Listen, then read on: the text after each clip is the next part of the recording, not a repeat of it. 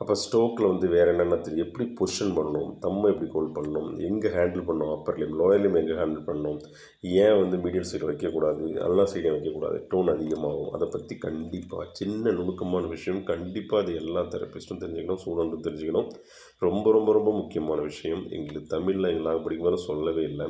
அதில் வந்து சினர்ஜி, இந்த டோன் அதிகமானதுக்கு எந்த சைடில் ஹோல்ட் பண்ணணும், தம் அப்டக்ஷன் பண்ணி ஹேண்டில் பண்ணுறது எப்படி, இந்த கோன் ஷேப் இதை வந்து பொசிஷன் பண்ணி வைக்கிறது முக்கியம். இந்த இந்த பக்கம் தான் வந்து ரொம்ப முக்கியமானது ஹேண்டில் பண்ணுறதுக்கு. சரிங்களா? அதேமாதிரி எப்படி ஃபெசிலிட்டேட் பண்ணுறது, ரெசிப்ரோக்கல்னால் எப்படி, சரிங்களா? சிமெட்ரிக்கல்னால் என்ன, சமச்சீர், ஏசிமெட்ரிக்கல்னால் எப்படி.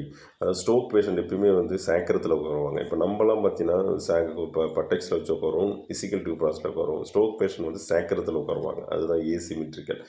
வெயிட் ஒரு பக்கமாக பாதிச்ச பக்கம் அதிகமாக வச்சு உட்காருவாங்க. இதை தெளிவாக